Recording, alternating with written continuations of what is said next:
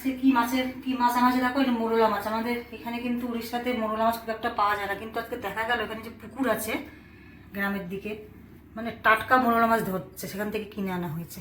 দেখো তো বাজার টাজার অত বেশি দেখি না মোরলা মাছ, কেমন লাগছে সব বড় বড় টাটকা মোরলা মাছ।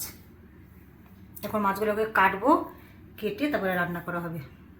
এখন মোরলা মাছগুলোকে কাটছি, কাঁচি দিয়ে কাটছি। মোরলা মাছ কাটা কিন্তু খুব একটা কঠিন ব্যাপার না। পেটটা কেটে দিলাম, ভেতর দিয়ে নোংরা বের করে দিলাম, তাহলেই হয়ে যাবে। তারপরে একটা মানে ঝুড়ির মধ্যে ভালো করে ডলে ডলে আঁশগুলো কেটে নিলেই, ঝাড়িয়ে ইয়ে করে নিলেই হবে, পরিষ্কার করে নিলেই হবে। খুব একটা কঠিন কাজ না। এইভাবে কাটছি। দেখো তোমরা কীভাবে কাটো মোরলা মাছ আমাকে কমেন্টে জানাবে তো।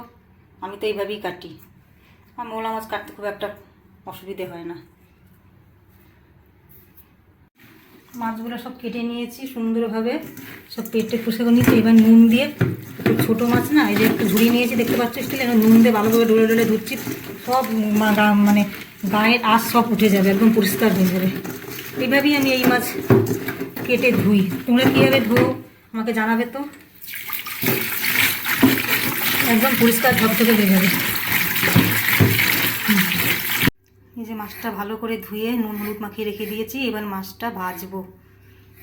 ভাবছি মাছের ঝোল করবো আলু দিয়ে। এই যে তেল গরম করছি, এখন মাছগুলো ভাজছি।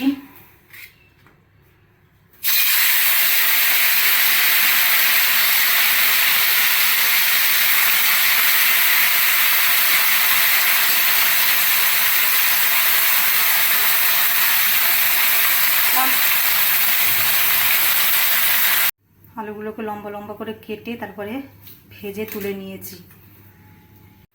গরম তেলের মধ্যে তেজপাতা দিয়ে দিলাম, শুকনো লঙ্কা দিয়ে দিলাম, এরপর দেবো কালো জিরা ফোড়ন দেবো।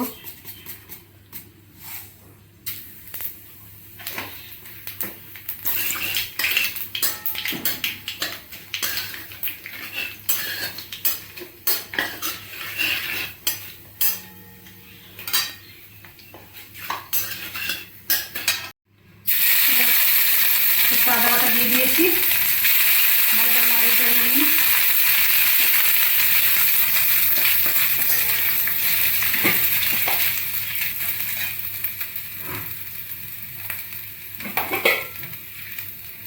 ভাজা দিয়ে দিলাম।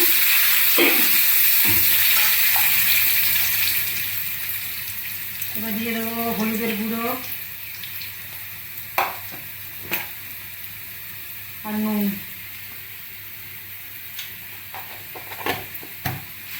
নাড়িয়ে চাড়িয়ে নিই। এবার দিয়ে দেবো অল্প সামান্য লঙ্কা গুঁড়ো দিয়ে দিচ্ছি, কেননা এর আগে শুকনো লঙ্কা ফোড়ন দিয়েছি, বেশি ঝাল আমরা খাইও না।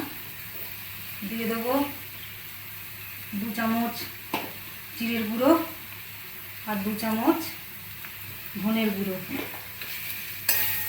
ভালো করে নাড়িয়ে চাড়িয়ে নিই।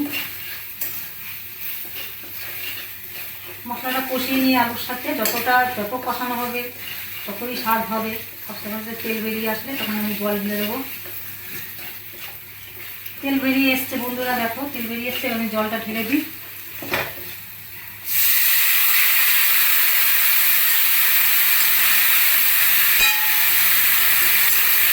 বেশি ঝোল করবো না।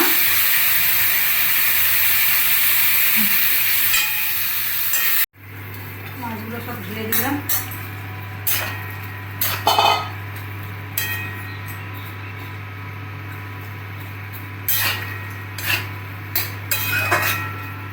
ঝোলগুলো একদমই শুকিয়ে গেছে, মানে শুকনো শুকনোই করছি। একটু ফুটে নিক, তারপরে নামিয়ে দেবো।